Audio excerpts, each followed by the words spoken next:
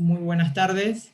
El Patronato de Panamá Viejo y Banismo le da la más cordial bienvenida al conversatorio Guerra y Piratería a 350 años de la Batalla de Matasnillo y el Asalto de Panamá. El 28 de enero de 1671, hace hoy 350 años, se liberó la batalla entre los piratas y vecinos de Panamá, comandados por su gobernador Juan Pérez de Guzmán en los llanos del río Matasnillos. 22 días aproximadamente le tomó a Sir Henry Morgan y a su hueste para atravesar el istmo desde el Caribe hasta el Pacífico y perpetrar la destrucción de la ciudad. En la tarde de hoy escucharemos a tres reconocidos expertos a quienes damos las gracias por acompañarnos este día, que analizarán los antecedentes históricos y el contexto geopolítico que condujeron a este hecho.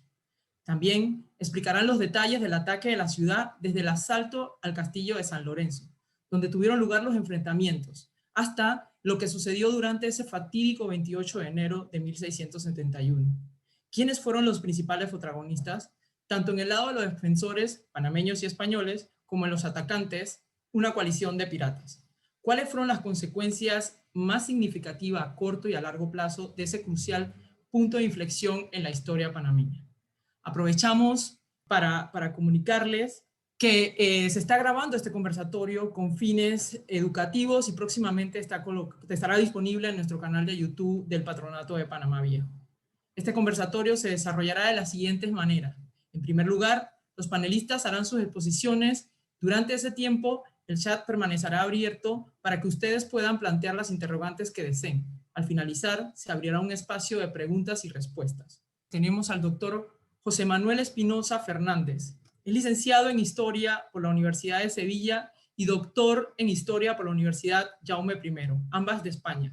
Es especialista en Historia Colonial del Caribe y ha participado en proyectos de investigación escritos en Puerto Rico, Cuba, Colombia, las reformas borbónicas, la guerra en el Caribe durante el siglo XVIII o las independencias americanas, entre otros temas. Igualmente, ha formado parte del equipo multidisciplinario en proyectos de arqueología marítima. Desde el 2011 es profesor a tiempo completo de la Universidad del Norte en Barranquilla. Doctor Espinosa, que nos acompaña desde Sevilla, muy buenas tardes desde Panamá, muy buenas noches en Sevilla. Muchas gracias por su participación. Por favor, puede compartir su pantalla y iniciar con la misma. Hola, buenas tardes, Guillermina, muchas gracias. Buenas tardes a todos. Gracias por estar ahí, al otro lado. Para mí es un honor y un verdadero placer poder formar parte de este evento y hacerlo acompañando además a dos excepcionales colegas y queridos amigos como son los doctores Mendizábal y Hasselman. Por eso quiero comenzar agradeciendo muy mucho al Patronato de Panamá Viejo su invitación y especialmente a las personas de María Isabel y Guillermina que se han encargado y han hecho posible que todo esto salga adelante. Me toca a mí arrancar este conversatorio y lo haré tratando de posar, aunque sea de manera muy resumida, las circunstancias políticas, económicas y geoestratégicas que en general que rodean este y los muchísimos ataques y asaltos que se producen en la América colonial y sus mares durante la Edad Moderna. No obstante, y por si acaso, voy a comenzar con una aclaración que no sé si sea del todo necesaria, pero yo la hago. Supongo que tenemos todos claros que la piratería es tan antigua como el comercio marítimo y seremos conscientes de que el comercio marítimo es muy antiguo, ¿vale? En el Mediterráneo, por ejemplo, ya los griegos, los egipcios antes, los romanos, tuvieron que lidiar con este problema que además no era para nada menor en la época. Sin embargo, ¿vale? Es inevitable, aunque sepamos esto, que la mayoría de nosotros asociemos la piratería con la Edad Moderna y con la llegada de los europeos a América, ¿vale? Y eso no es culpa de ninguna saga cinematográfica, sino que realmente tiene su explicación, ¿no? Y eso es lo que voy a tratar de hacer yo a lo largo de estos minutos. Con la reactivación del comercio a larga distancia al final de la Edad Media y la consecuente expansión europea a través de los mares, de repente el mundo comienza a hacerse más pequeño y a quedar interconectado, ¿vale? De una manera mucho mayor de lo que lo había estado nunca. Se multiplican las rutas y el tráfico marítimo y también el valor de los cargamentos transportados obtenidos en lugares remotos también multiplican su valor, ¿vale? Estamos hablando de géneros exóticos, mercancías que van a ser muy valoradas en Europa y, por supuesto, estamos hablando también del más preciado de los bienes, los metales preciosos, una vez que se descubran las ricas minas americanas. Por tanto, esta expansión del comercio hará que las posibilidades de negocio se vuelvan enormes. Para los comerciantes privados, por supuesto, para los propios estados que van a ampliar sus posibilidades recaudatorias y, claro, obviamente, también para aquellos que se dedican al pillaje. Esta primera expansión atlántica multiplicó las oportunidades y hacerse pirata, digamos que se convirtió en una opción, en una salida profesional más atractiva que nunca, ¿sí?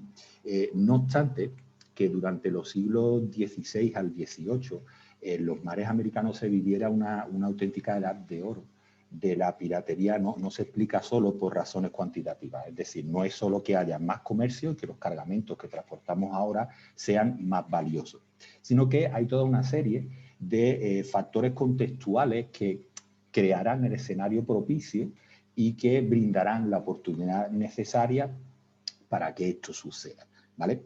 El aumento de la piratería tiene mucho que ver con la forma en la que se repartieron y se organizaron los territorios americanos. Tiene mucho que ver también con la manera en la que se ordenó el tráfico atlántico y tiene mucho que ver, por supuesto, con los propios intereses estratégicos de las potencias europeas que no dudaron en llevar a los mares recién descubiertos sus pleitos del viejo continente, ¿sí? Así que vamos a ir viendo estos factores de manera un poquito más detallada. La expansión oceánica que emprenden los europeos al final de la Edad Media tiene su origen en una serie de cambios internos que se están viviendo en el viejo continente. Hay un crecimiento demográfico y un aumento de los mercados que consecuentemente llevan a una reactivación del comercio, ¿vale? Eso será fundamental, no voy a extenderme mucho, doy por hecho que estas son cosas ya más o menos sabidas por todas. Otro factor importante que influye va a ser la aparición de los primeros estados modernos que está sucediendo también en torno a estos momentos, ¿vale? Finales del siglo XV, primeros años, primeras décadas del siglo XVI. Con ello, lo que está sucediendo es que se está poniendo en marcha un nuevo ciclo económico, ¿vale?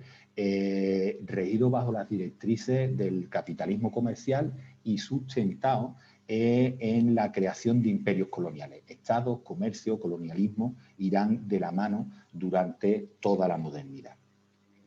En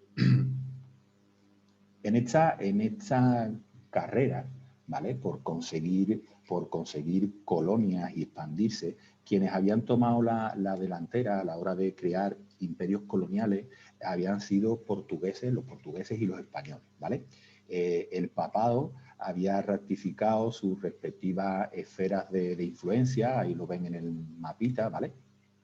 Había ratificado sus respectivas esferas de influencia, como les digo, y se había acordado en 1493, ¿vale? Mediante una bula, el Papa Alejandro VI, habían acordado, ¿vale?, cómo se iban a repartir el mundo españoles y portugueses, ¿vale?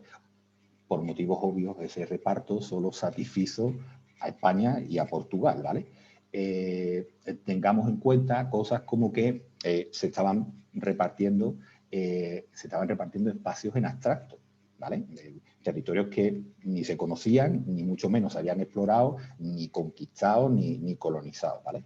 Así que primero después de este hipotético reparto de fines del 15, primero estaba por ver que los españoles y los portugueses fuesen capaces de llevar a cabo de manera efectiva la colonización de los territorios que les correspondían, que les habían correspondido, y estaba aún más por ver todavía que el resto de países europeos aceptaran quedarse al margen del reparto, ¿vale?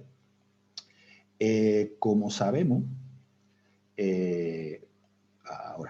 como sabemos, a la corona española, bueno, a la corona de Castilla, a los reyes de España, como Estado tal todavía no están así, pero bueno, como sabemos, a los reyes de España le había correspondido, y ahí lo ven en el mapita, ¿vale? Aunque eso ya es un mapa con la colonización completa de cuando se han colonizado todos los territorios americanos, a principios del siglo XVI no es así ni muchísimo menos, pero bueno.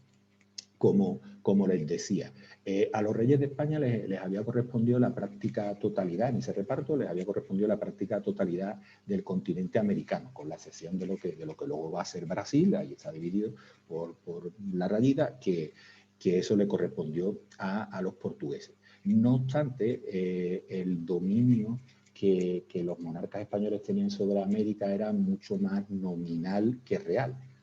Ante la inmensidad americana, la corona ni siquiera podía aspirar a colonizarlo todo. Piensen que la actual España cabe más de 2 veces en la actual Colombia, por ejemplo. ¿Sí? Así que comparen, ni poblacionalmente, ni demográficamente, ni militarmente hay capacidad, ¿vale?, de colonizar de golpe todo ese espacio. Así que habrá que elegir, ¿sí? Y el esfuerzo colonizador se fue centrando en las zonas más ricas, se va centrando en las zonas más ricas por motivos obvios. Tenemos que tener claro, si no lo estaba ya, tenemos que tener claro cuál es el propósito de las colonias, ¿no? El objetivo primordial de las metrópolis para acaparar territorio es explotarlo económicamente. En este caso, se va a tratar de drenar la mayor cantidad posible de riqueza americana hacia las arcas reales en Castilla. ¿Sí? Por eso, cuando se organizó el territorio americano, el continente americano, la corona española organizará, ¿vale?, el territorio en torno a los 2 grandes centros, el virreinato de la Nueva España y el virreinato del Perú, que eran desde la época prehispánica las 2 zonas más pobladas, las más ricas en recursos, y donde además se encontraban, luego se van a ir descubriendo, las principales minas de metales preciosos, ¿vale? Por supuesto, una eficaz explotación de los recursos coloniales requería, piensen que hay un océano de por medio, por supuesto una eficaz explotación de los recursos coloniales, como les decía, requiere de una fluida comunicación marítima entre ambas orillas del Atlántico, ¿vale?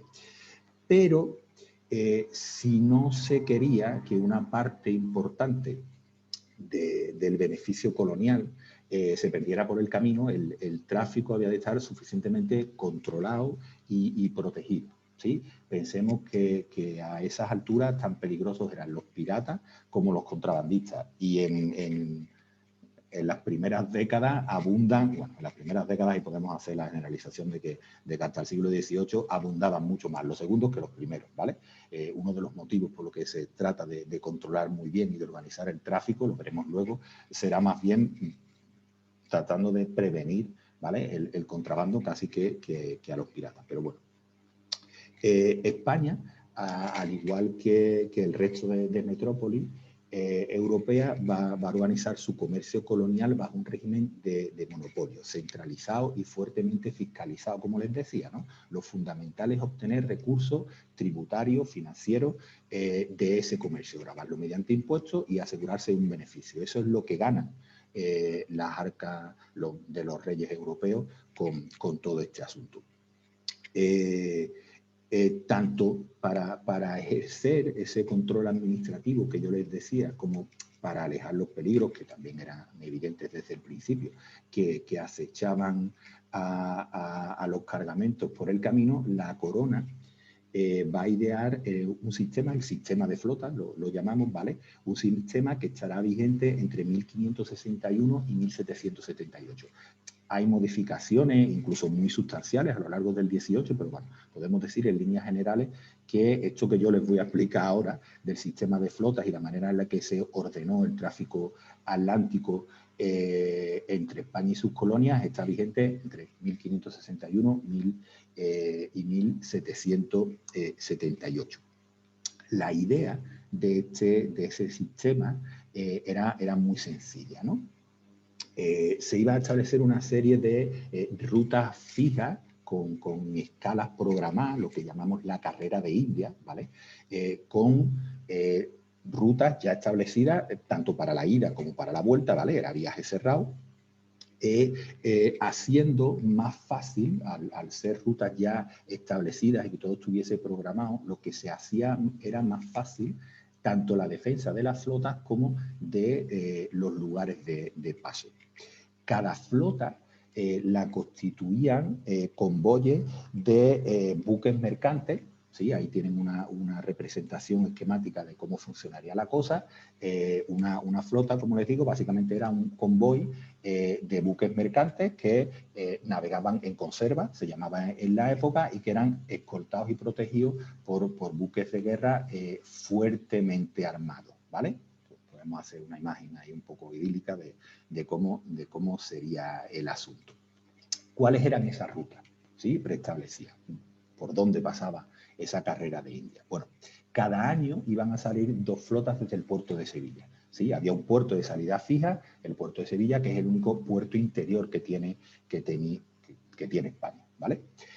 Cada año saldrían esas 2 flotas, como les digo, de Sevilla, una a principios de primavera, la que se dirigía a Nueva España, abril, marzo, otra, la que se dirigía al Perú, recuerden, los 2 grandes centros administrativos y las zonas más ricas. La que se dirigía al Perú salía un poquito más tarde, en pleno verano, agosto o algo así. Las fechas no son, ¿sí? Variaban, había multitud, ya lo hablaremos luego si hay debate. La cosa no era tan fija, ¿vale? Pero bueno, estamos hablando de la teoría. La primera de las flotas, la que se dirigía a Nueva España, esa ponía rumbo al puerto de Veracruz, ¿vale? En el seno mexicano, a las orillas del Caribe. La que se dirigía o la que trataba de comunicar la península con el virreinato del Perú, que está en el Pacífico, se dirigía a Portobelo, ¿vale? Tanto en Veracruz como en Portobelo se realizaban las respectivas ferias comerciales, se intercambiaban los productos que venían de Europa, lo compraban los comerciantes, los mayoristas, digamos, americanos, y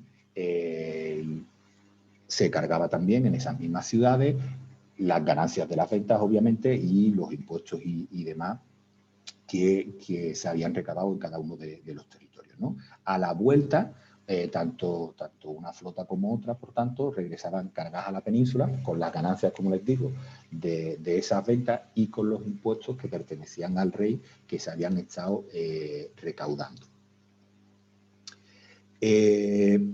Como les digo, la comunicación con la Nueva España es directa, ¿sí? Atlántico-Caribe. Con el virreinato del Perú no es tan así, ¿vale? El virreinato del Perú queda en el Pacífico. Por tanto, la ruta y la flota de los galeones a tierra firme va a necesitar de otra ruta paralela. Quisiera llegar la plata limeña primero hasta Panamá, ¿vale? De Panamá por mar, de Panamá a Portobelo por tierra, de Portobelo, ¿vale? Donde se establecería la feria, de Portobelo luego se volvía a Cartagena de Indias, donde antes se había estado también esperando la llegada de los comerciantes limeños a Cartagena, y desde Cartagena se tomaría finalmente ya el camino de vuelta a la península ibérica. Se darán cuenta, y ahí tenemos un bosquejito más o menos de cómo funcionaba el asunto y las distintas rutas trazadas. serán conscientes, como les decía, de que el verdadero peligro, ¿vale?, de la carrera de India estaba mucho más en el camino de vuelta que en el de ida. En el viaje de ida la flota, obvio que iban cargadas con mercancías que tenían valor, ¿vale?, productos que se iban a vender en América, pero es que a la vuelta los barcos lo que transportaban era metales preciosos en lingote y toneladas de monedas, ¿no? Así que el verdadero peligro estaba a la vuelta, y además los caprichos de la geografía y las corrientes hacían más peligroso todavía, si cabe, el viaje de regreso. Y es que a pesar de lo enorme que es el Caribe, y ya ven, el único lugar de salida posible, con barcos de vela, y en esa época el único lugar de salida posible al Caribe es a través del Canal de las Bahamas, ¿vale? Aquí arribita, bueno, lo establecen, ¿sí? Así que un bar muy grande, pero al final resulta que toda la riqueza, ¿vale?, que partían de América hacia la península ibérica, terminaban confluyendo y saliendo por el mismo lugar, por ese estrecho canal, ¿sí? Eso hará que el Caribe durante siglos sea un lugar geoestratégico fundamental en el mundo, ¿vale? La flota, que eso se me olvidó decirlo, las flotas a la vuelta, como el viaje más peligroso era el de regreso, y tanto una flota como la otra tenían que regresar por el mismo sitio, lo que se hacía es ambas flotas se esperaban en La Habana y partían juntas desde La Habana. Así se multiplicaba por 2 las posibilidades de defensa, ¿vale? Se unían las dos escoltas, había más barcos, y el camino se hacía de manera conjunta. Sin todos esos puertos de los que estamos hablando, el imperio no tiene sentido, ¿sí? Eso es lo que hace tan importante esta zona del Istmo, de Panamá y del Caribe. Como yo les decía, el imperio americano es enorme, ¿vale? Pero al final, la ruta de entrada y la ruta de salida, la puerta que comunica, ¿vale?, a la metrópoli con sus colonias, confluye, está ubicada en el Caribe, ¿vale? A pesar de que las grandes capitales virreinales y las zonas más ricas no están en el interior del continente, ¿vale? A pesar de eso, es el área comprendida entre Panamá, Portobelo, Veracruz, Cartagena, La Habana. Esa es en realidad el área, el polígono que hace posible y viable el imperio americano, ¿vale? O el imperio español en América, o la monarquía hispánica, que es como técnicamente deberíamos llamarlo, ¿no? Así que sin estos puertos de salida, la explotación colonial no tiene sentido, ¿vale? Esos son los lugares clave, y de eso es consciente la corona española, y por supuesto también son conscientes de ello sus enemigos, ¿vale? Por eso se va a concentrar ahí la piratería y todos los ataques que se van produciendo durante la Edad Moderna. La carrera de Indias y este sistema, es verdad que funcionaba y funciona, no se apresan tantas flotas como ustedes puedan imaginarse, y era un modelo efectivo. Lo que pasa es que también era un modelo muy previsible, porque tú sabes cuándo van a pasar los barcos, por dónde van a pasar los barcos, ¿sí? Así que digamos que, como se diría en la costa colombiana, estás dando papaya como loco, ¿sí?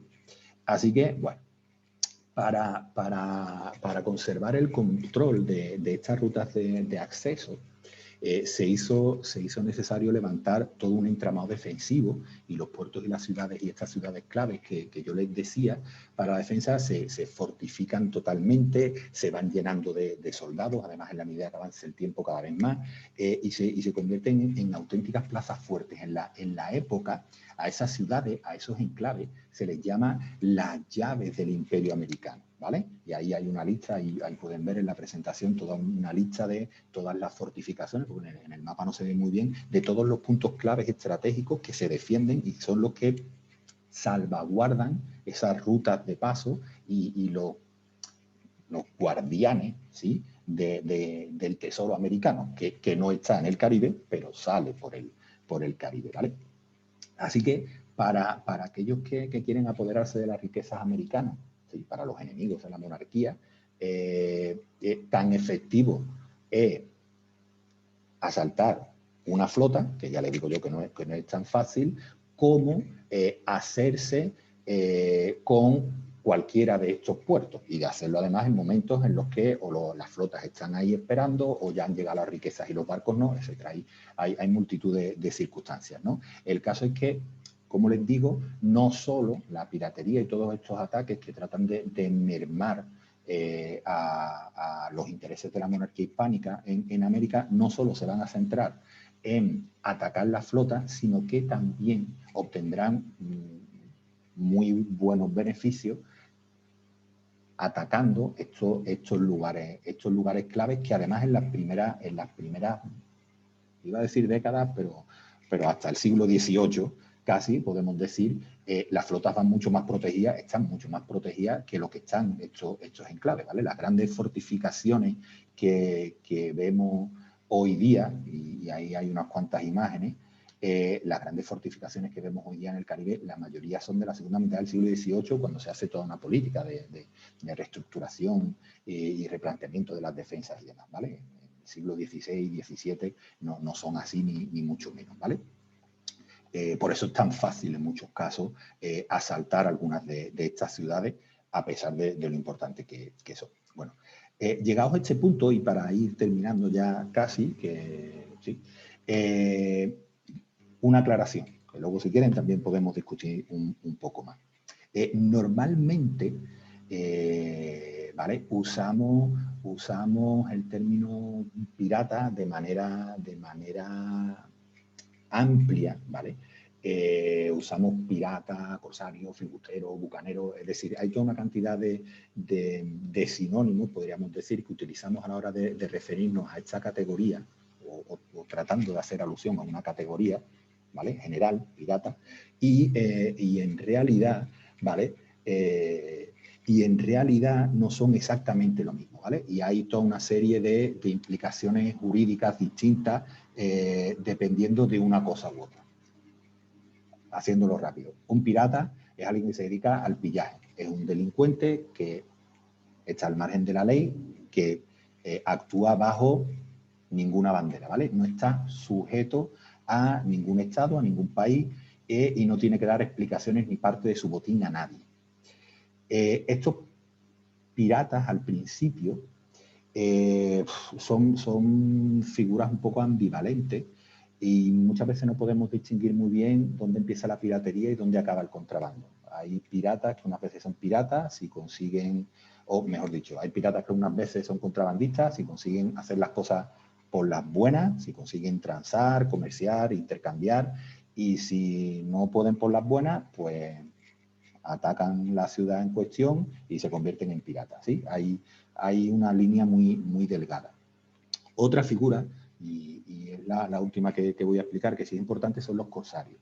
Los corsarios, digamos que son piratas, pero al servicio de un rey, y que actúan en época de guerra, ¿vale? Es muy distinto un pirata de un corsario, legalmente o jurídicamente hablando, ¿vale? En tiempo de guerra, las coronas, todas las coronas europeas, conceden patentes de corso a individuos particulares para que ataquen ciudades, flotas, se hagan con cargamentos, tratando de menoscabar, ¿vale? De perjudicar a los enemigos de esa monarquía en cuestión. Y ahí sí, por ejemplo, se actúa bajo una bandera, bajo la bandera de un estado, y se reparte también el botín, ¿vale? No obstante, sí es verdad que piratas y corsarios van a estar muy activos durante los siglos XVI y XVII, pero en la medida que lleguemos al XVIII, cada vez va a ser más difícil capturar una ciudad o capturar una flota, ¿vale? Cada vez va a haber menos espacio para esas iniciativas particulares, y va a empezar a entrar en decadencia la piratería. Y cuando lleguemos al 18, perdón, los estados además ya van a ser lo suficientemente fuertes como para tener grandes flotas de guerra, y podemos decir que lo que va a ir sucediendo en el Caribe y ahí vemos imágenes de batalla, y el 18 está lleno de guerras y hechos bélicos en el Caribe. Lo que podemos decir es que cuando llegamos al 18, la edad de los piratas cede el testigo a la edad de los almirantes, ¿no? Esta era dorada de los piratas va llegando a su fin, igual que mi presentación, así que lo he hecho muy rapidito, perdónenme, ya aclararé más cosas si hace falta. Muchas gracias y nada. Muchísimas gracias, doctor Espinosa. Gracias por ese recorrido, gracias por esas especificaciones sobre la terminología. A continuación, tenemos la oportunidad de escuchar al doctor Frederick Fries Hanselmann. El doctor Hanselmann es profesor y director de exploración y arqueología subacuática del Departamento de Ecosistemas y Sociedad Marinas de la Universidad de Miami. Es arqueólogo subacuático y ha trabajado en sitios marítimos de una gran variedad de periodos históricos de América Latina y el Caribe. Codirector del proyecto de investigación de las naves perdidas de Hernán Cortés en México. Entre el 2010 y el 2014 lideró la primera prospección arqueológica subacuática científica y sistemática de la desembocadura del río Chagres, en colaboración con el Patronato de Panamá Viejo y el Instituto Nacional de Cultura. De estas exploraciones se recuperaron varios cañones del siglo XVII y se documentó el precio de Nuestra Señora de la Encarnación de 1681, del cual también se recuperaron artefactos. Todos reposan actualmente en el Laboratorio de Conservación del Patronato de Panamá Viejo. Doctor Hanselmann, muy buenas tardes desde Panamá. Muchísimas gracias por su participación. Por favor, puede dar inicio a compartir su pantalla. Un gran placer de estar aquí con ustedes y pasar esta tarde hablando de la piratería y de la arqueología marítima. Sabemos que tras miles de años, el mar ha sido la vía sobre lo cual seres humanos han viajado y han pasado comercio, guerras, batallas, transporte de bienes, y resulta sobre estos años, sobre este tiempo, de que a veces ese camino no está tan seguro, digamos, y resulta en los naufragios sobre miles de años. Y eso crea lo que nosotros podemos llamar un museo vivo del mar. Tenemos miles de años de arqueología, de historia compartida global en las aguas de los mares, ríos y lagos mundiales. Y sobre toda esta historia, una de las cosas más interesantes, más romantizadas, es la piratería. Desde las películas viejas del comienzo del siglo XX hasta turismo y las películas que, por suerte, espero que se han acabado. Hay mucha gente, muchos de nosotros, que estamos bien interesados en el tema de piratería. Y como explicó el doctor Espinosa, hay varios diferentes piratas. Y él puso un poquito de la escena en lo cual pudo actuar Morgan. También, al otro lado, quisiera disculparme por el español. Tengo varios años de no hablar sobre Morgan y pues me corrigen en el chat para que yo lo pueda revisar si digo algo mal después. Como dijo el doctor Espinosa, el comercio y el colonialismo de España era bien grandísimo, desde lo que ahora es San Francisco, California, hasta Buenos Aires en Argentina y Santiago en Chile. Toda esa geografía se controló España, y sabemos lo que se buscaba y qué hacía la gente indígena que estaba aquí cuando digamos, descubrieron el Nuevo Mundo. Como dijo el doctor Espinosa, se necesitaban las flotas para trasladar todo esto cruzando el Atlántico a España, donde se usaba por todo lo que estaba pasando por Europa. Y un punto clave y en este sistema, digamos, es Panamá, porque Panamá es la geografía más delgada y lo más fácil para trasladar estos recursos del Pacífico al Atlántico y luego a España por las flotas que explicó el doctor Espinosa. En 1572,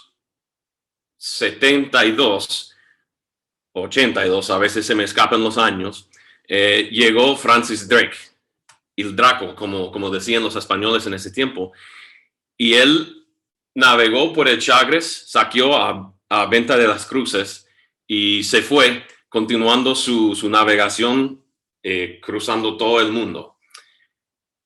Esta acción hizo que los españoles empezaron lo que sería como 2 siglos y más de proyectos de construcción y fortificación de esos lugares que tenían el oro, la plata y esos recursos que querían los corsarios o los piratas. Y también en este momento podemos decir, aunque hay diferentes descripciones y acciones y permisos que se da a esta gente, el corsario de una nación puede ser pirata de otra nación. Y esto es seguramente el caso con Drake y con Morgan. Y a mí me gusta pensar sobre la dificultad de controlar una geografía tan enorme. Si pensamos en el tamaño de España y lo comparamos con el tamaño de los virreinatos, eso resulta muy caro de gestionar. Y en 1588, el salario del rey Felipe II era, creo, 8 millones de pesos, pero sus deudas pasaron 70 millones de pesos. Entonces, lo que pasa es que lo que no pudo lograr Drake, quien murió afuera de Portobelo en 1596, cambió un poco la economía hasta cuando llegó Henry Morgan en 1655, bajo mando de Oliver Cromwell, cuando tenía 18 años. Ahora, lo que nos llama la atención sobre la piratería y también en la arqueología histórica es cuál es la verdad y cuál es la ficción. ¿Será que Henry Morgan es el tipo así, que se ve como se hizo su ejercicio diario, buenos dientes, bien guapo? ¿O será que Henry Morgan se vio así? Come bien, tiene plata, pero medio feo. Y eso es lo interesante de cuál es la ficción y cuál es la verdad. Ahora, Henry Morgan recibió su primera capitanía en 1664 y él decidió hacer algo que los demás de las piratas no habían hecho, y eso era atacar a ciudades que no eran en la costa. Entonces fue al Golfo de México, en la bahía de Campeche, y por casi 300 millas marcharon a Villahermosa, saquearon Villahermosa y regresaron a la costa. Al llegar a la costa se dieron cuenta de que la Armada Española se había capturado sus barcos. Ahora, los que son jóvenes, espero que sepan del juego de video que se llama Grand Theft Auto. A mí me gusta comparar eso al Grand Theft Auto de como siglo XVII. Sabiendo que no tenían barcos, Morgan y su gente se huyeron y circunnavegaron toda la península de Yucatán, saqueando, peleando y, digamos, robando, hasta llegaron al río San Juan, que hoy es la frontera entre Nicaragua y Costa Rica. Navegan el río San Juan, llegaron al lago de Nicaragua, capturan a Granada, la capital de Nicaragua en ese tiempo, y obtienen todos los bienes y más barcos. Ahora, esa marcha le tomó 2 años. Entonces, uno puede imaginar cómo era la gente en Jamaica, en Port Royal, donde él vivía, pensando, oh, bueno, tenía mucha promesa, pudiera haber sido un buen corsario, que no sé qué, después de 2 años como desaparecido y llega con una flota nueva, con todos sus... ahí comienza la leyenda sobre 2 años de saqueo desde México hasta Nicaragua. Entonces, él sigue creciendo la leyenda, sigue con más saqueo, Puerto Príncipe en Cuba, Maracaibo en Venezuela, Portobelo en 1668 y hasta permaneció ahí por un mes y demandó que el gobernador de Panamá le pagaba 200,000 pesos para que se fuera. Entonces, cuando llegamos a 1670, Morgan decide hacer algo que pensaban los piratas que era imposible, y eso era atacar a Panamá. Entonces, ya tiene como 6 años de andar de capitán y un corsario, hasta que los ingleses le dieron el título de almirante. Morgan adquiere una flota de 36 naves o buques con 239 cañones y una tripulación total entre todos los barcos de 1,846 personas. Puede ser que eso es la tripulación pirata más grande del Caribe, de la historia del Caribe. Dejo que el doctor Espinosa me corrige. Siguiente, por favor. Morgan sabía que había 2 rutas para llegar a Panamá. Uno por el río Chagres y otro por Portobelo o Nombre de Dios. Y decidió usar la ruta de Chagres. Siguiente. Él sabía de que desde el ataque de Drake, los españoles habían fortificado la desembocadura del río Chagres con el castillo de San Lorenzo. Siguiente. Y eso es donde se hizo quizás lo que se puede llamar la guerra real o verdadera de Panamá. Morgan no quiso que los españoles sabían los esfuerzos que tenía. Entonces lo que hizo era mandar 5 barcos con una tripulación de 500 personas, 500 hombres, para atacar el fuerte y para que a cualquier español que se huyera no supiera de cuán grande era la flota. Entonces por 2 días pelearon día tras noche y como pasa con la carrera de Morgan, una flecha en fuego explotó a las municiones dentro del fuerte y así pudieron entrar al fuerte y ganar la batalla. Siguiente. 5 días después llega Morgan con el resto de la flota y pues navegar un buque no es como navegar un carro. Ahora se ve calmo el mar aquí, pero en enero, como muchos saben, los nortes vienen en enero y hay mucho oleaje, está medio peligroso esta zona. Morgan no sabía que había el arrecife Lajas y chocó su buque almiranta, la Satisfacción, contra el arrecife. Y claro, como no son como carros, no se puede frenar fácil. 4 buques más siguieron y chocaron contra el arrecife y la Satisfacción. Sin embargo, Morgan deja eso, como dije del juego de video de Grand Theft Auto, no le importó, dejó su vehículo y siguió con la ruta. Y doctor Mendizábal va a tratar más del ataque de Panamá. Siguiente. Pero ahí quedó él otra vez saqueando hasta que obtuvo todo lo que pudo y regresó a Jamaica con toda su gente y destruyó al castillo de San Lorenzo, lo puso en fuego antes de ir y regresar a Port Royal en Jamaica. Ahora, en 2008, siguiente, por favor, decidimos hacer un proyecto del paisaje cultural marítimo de esta área. Por como 500 años, desde la época precolombina hasta la Segunda Guerra Mundial. Y eso es interesante porque el río Chagres era, digamos, como la sangre de la ruta de las flotas de España. Y hoy día sigue aún como la sangre del canal de Panamá. Aquí en esta imagen se puede ver el canal en Gatún y también el río Chagres. Siguiente, por favor.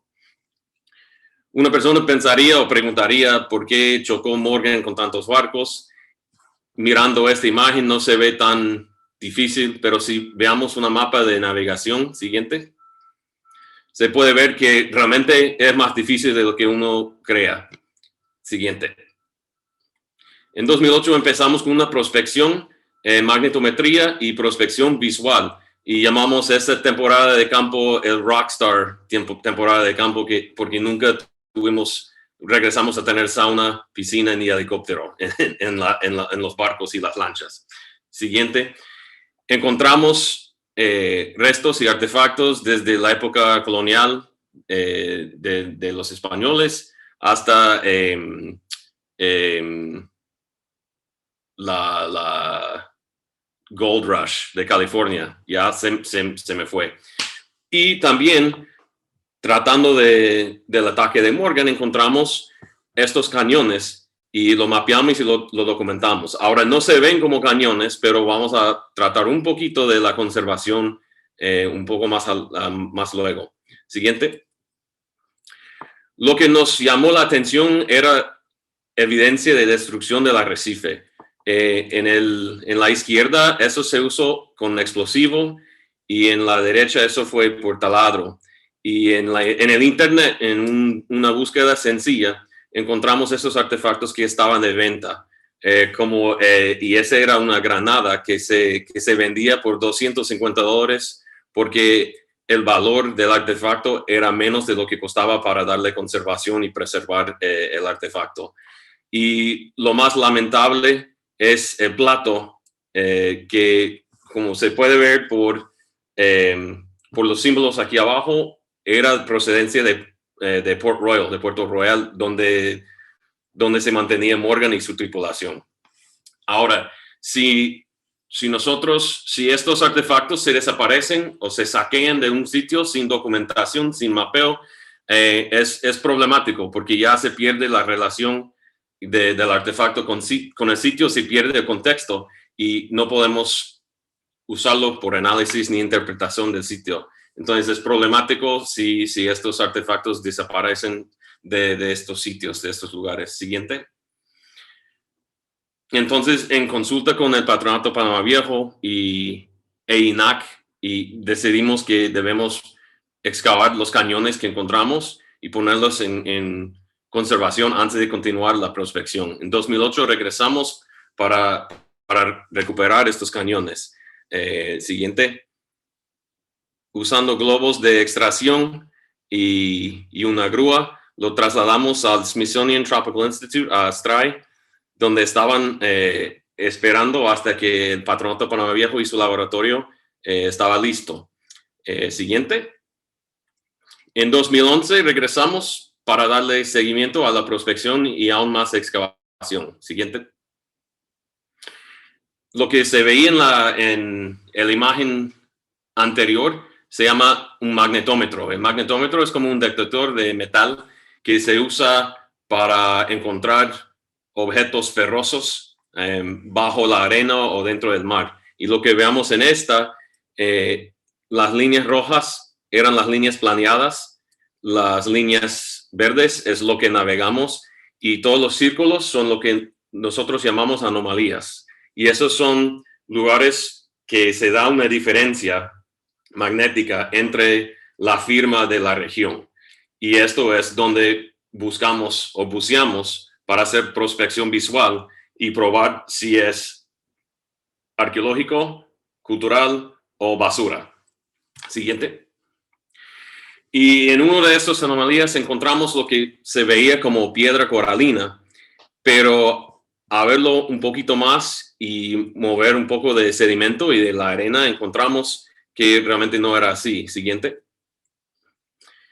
Era una parte de un casco de madera de un barco. Entonces, como arqueólogos, cuando encontramos algo, antes de hacer cualquier recuperación o excavación, lo documentamos y lo mapeamos. Ahora solo tuvimos fondos por 2 semanas en esta temporada, entonces mapeamos lo que podíamos y regresamos a buscar más fondos para seguir con el proyecto. Siguiente.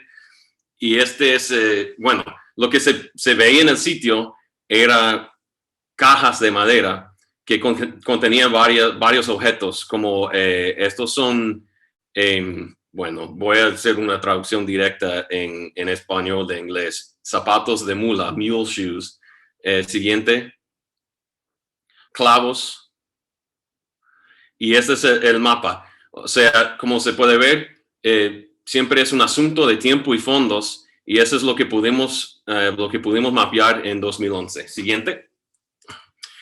Regresamos en 2012 y 2014 y enterramos el sitio entero. Siguiente. Usando traga y juca, encontramos que básicamente hay como un cuarto de un casco de un barco que está hundido y enterrado en la arena ahí en este área. Como puede ver aquí a la derecha es un barril de madera. Y usualmente lo que pasa es que se descompone los objetos que son orgánicos, y debido a estar enterrado y con menos oxígeno, se preservaron bien lo que se encuentra aquí. Siguiente. Encontramos filos de espada a la derecha, y a la izquierda tenemos sellos de plomo, y eso es lo que se usaba para marcar las telas y señala de quién era. Siguiente. Y eso es un fotomosaico. A la derecha tienen la proa, izquierda la proa, derecha la popa. Y esto en la imagen que tenemos se puede ver muy bien todos los detalles y todos los artefactos que después recuperamos y le llevamos al laboratorio. Siguiente. Y seguimos con el mapeo, y ese es el mapa como está ahora, hoy día. Y pues cuando vamos y podemos, seguimos dándole más detalle y eso. Siguiente. Y en el laboratorio quitaron una esquina de una de las cajas que recuperamos en la excavación. Y es interesante para ver que realmente yo no sé todavía si hay alguien del patronato que sepa si han dado más seguimiento a esto, pero tenemos como objetos que se ven como tubos. Y siguiente. Y en la parte que quitamos, si se fijen bien, pueden ver como 2 círculos que están aquí a la izquierda y dos filos. Eso es un par de tijeras. Entonces, tenemos que preguntarnos, ¿sería que Morgan tenía más que 100 cajas de madera en su barco? ¿Y por qué andaría con clavos y con tijeras y todo eso? Entonces, eso es parte del análisis que hacemos como arqueólogos, es verlo y tratar de entender qué es lo que estamos viendo. Siguiente. Lo que pasa tras una colaboración con doctor Espinosa, doctor Mendizábal y doctor Juan Guillermo Martín, mirando documentos históricos, pudimos identificar el sitio que encontramos como Nuestra Señora de la Encarnación, que se hundió en 1688 y era parte de la tierra firme, de flota de tierra firme, y se hundió en una tormenta en ruta a Portobelo desde Cartagena. Ahora, regresando al tema de Morgan, estas fotos son de los cañones que recuperamos en 2010, y ahora no se ven como piedras. Y lo que vemos, hay marcas en los cañones, y trabajando con el Torre de Londres y unos expertos en artillería, 3 de estos cañones parecen ingleses, del medio del siglo XVII, que coincide con Morgan, y 3 son franceses. Y de hecho, la Satisfacción era un barco de corsarios franceses que Morgan capturó. Entonces, podemos preguntarnos, regresando al tema de Morgan, doctor Mendizábal va a hablar del saqueo de Panamá, pero lo interesante es que cuando Morgan saqueó a Panamá en 1671, había un acuerdo de paz. Se había firmado un acuerdo de paz antes, pero lo que hicieron es que dieron 10 meses como en intermedio. En inglés decimos grace period, pero un intermedio en lo cual todas las colonias y todas las personas, los soldados, etcétera, podían ponerse de acuerdo y avisar a todos que ya había paz y dejar de pelear. Bueno, lo que pasa es que lo que hizo Morgan cayó entre estos 10 meses. Entonces los españoles estaban bien enojados y los ingleses, me imagino, estaban tras las puertas como riéndose. Llevan a Morgan a Londres y ahí se queda hasta 1674 y regresa como vicegobernador de Jamaica, donde se mantenían las políticas hasta 1681, cuando se jubila a su finca de azúcar o de caña, y muere en 1688. Entonces podemos decir que es uno de los piratas más exitosos. 1, no lo mataron. 2, guardó su ganancia. 3, invirtió en propiedad. Y 4, se jubiló. Y la ironía es que le dieron nombre a un ron a él porque él murió de gout. Y gout es una cosa que resulta del alcoholismo.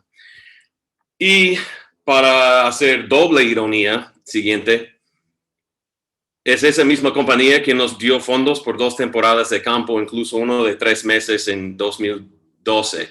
Y de hecho era muy bien con nosotros y nos dejaron hacer la ciencia. Y de hecho no encontramos los cañones, pero no encontramos el barco al final del día. Sin embargo, siguiente, en las aguas alrededor del castillo de San Lorenzo, siguiente, tras 3 prospecciones geofísicas, tenemos ya casi 150 anomalías para investigar y explorar, y solamente hemos explorado y verificado 22. Entonces la búsqueda puede seguir y nos toca a nosotros encontrar fondos y regresar para darle seguimiento. Siguiente. Y eso se ha salido en los medios, hasta en un programa de Jimmy Kimmel Live que era medio chistoso por los que conocen a Guillermo. Siguiente. Lo pusieron en un traje de buceo de pirata para bucear con nosotros. Siguiente. Y también se puede leer de este proyecto y de Morgan en estos 2 libros arriba, y también había un episodio que salió en Drain the Oceans en junio de 2020. Siguiente.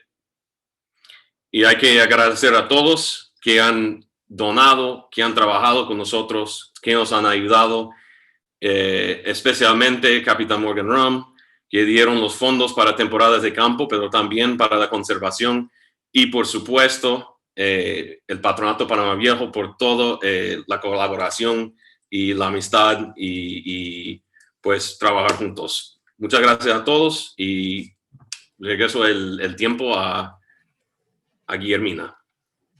Muchísimas gracias, doctor Hanselman, por hacernos este recorrido y de qué nos cuentan los objetos una vez trabajada la arqueología de forma científica. Para terminar, tenemos la ponencia del doctor Tomás Mendizábal. Me voy a permitir leer un extracto del currículum del doctor Mendizábal. Es arqueólogo, consultor independiente e investigador asociado del Patronato de Panamá Viejo. Es doctor en arqueología por el por la Universidad de Londres y presidente de la Asociación de Antropología e Historia de Panamá. Es investigador asociado al Instituto Smithsonian de Investigaciones Tropicales, Fue arqueólogo contratista para la ampliación del Canal de Panamá, ha sido director del Museo Antropológico Reina Torres de Araúz, arqueólogo de la Dirección Nacional del Patrimonio Histórico, arqueólogo del Patronato de Panamá Viejo, donde comenzó su carrera profesional. Muy buenas tardes, doctor Mendizábal. ¿Puede usted compartir su pantalla? Al igual que el doctor Espinosa y el doctor Hanselman, muchas gracias a todos por estar aquí. Es un honor compartir pantalla con todos ustedes y con estos grandes colegas y amigos. Y hoy les voy a hablar ya del tema específico del saqueo de Panamá, que conmemoramos, no celebramos, pero que recordamos hoy, un día como hoy hace 350 años. Este es, sin temor a exagerar, el evento histórico panameño más conocido por todo el mundo. Está muy bien documentado. Sin embargo, a pesar de que todo el mundo en Panamá conoce del pirata Morgan y el ataque a la ciudad, no conocemos los detalles ni las circunstancias del ataque ni de la importancia histórica que tuvo para el resto de la historia de Panamá. Entonces, de eso les quiero hablar hoy, de los detalles de lo que pasó y las consecuencias. Es un documento, hay mucha documentación, está riquísimamente documentado, empezando con las fuentes de primera mano, que tenemos los testimonios del mismo Henry Morgan, de Alexander Exquemelin, que fue un aventurero holandés, que dicen que era médico, que vino a la expedición de Morgan a Panamá. Pero también, sobre todo, y esos son como que, digamos, los testimonios más populares, los que más se conocen.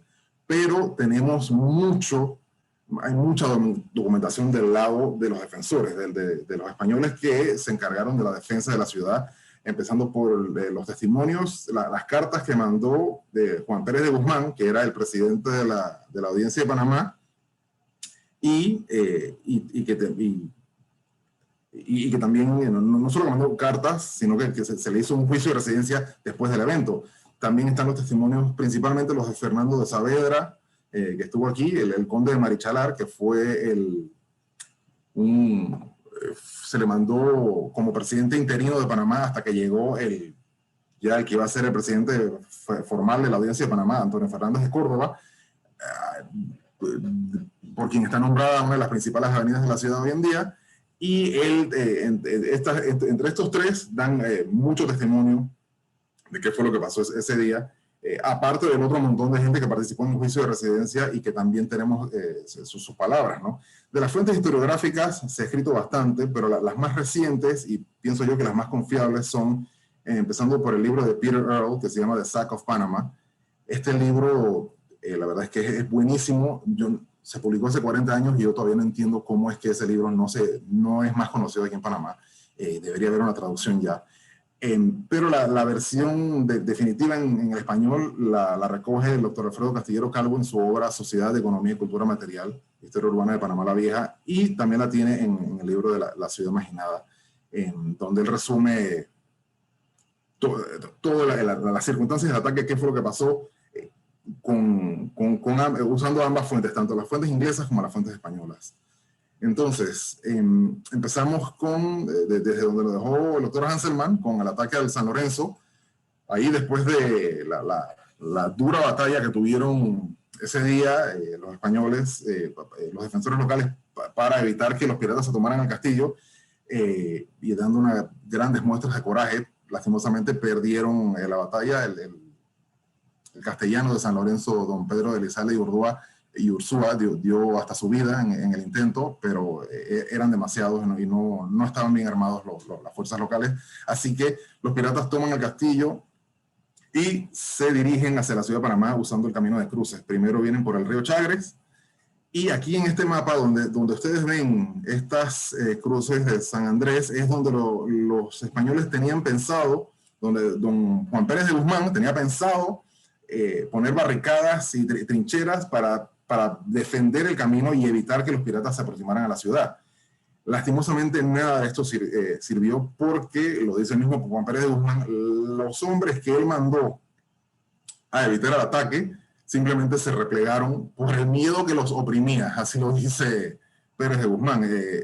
Henry Morgan ya era muy conocido, había estado en Portobelo en el 68, y le tenían miedo, totalmente comprensible, y se fueron replegando una y otra vez hasta que prácticamente lo dejaron llegar a la ciudad. Si se hubieran parado a detenerlo, como se hizo en la batalla del Fuerte San Pablo, 75 años antes, es probable que lo hubieran podido lograr. El camino es la parte más difícil de cuando se venían acercando a Panamá. Los piratas no llevaban provisiones y estaban cansados y famélicos, como ellos mismos dicen.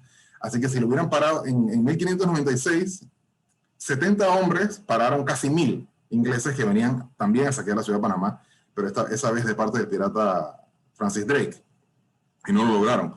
Pero en esta vuelta no hubo tal suerte, se replegaron una y otra vez. Don Juan Pérez de Guzmán reunió gran parte de su ejército aquí en el poblado de Guayabal, nuevamente, que está donde hoy está el Merca Panamá, y la gente se le fue. Estaban ahí una noche, al día siguiente, Juan Pérez de Guzmán sale de su tienda de campaña y 2/3 partes de su ejército habían corrido de vuelta a la ciudad de Panamá, así que él se tuvo que replegar de nuevo y dejar que los piratas llegaran. ¿Dónde ocurrió la batalla? Él, por supuesto que no iba a permitir que la batalla se diera en la ciudad, así que él salió a darle frente. Ya para ese 28 de enero que los piratas llegan, en este mapa de 1749 vemos la toponimia alrededor de la ciudad de Panamá. Que vemos aquí es el río Matasnillo, y pensamos que la batalla puede haber sido en este sector que se ve aquí.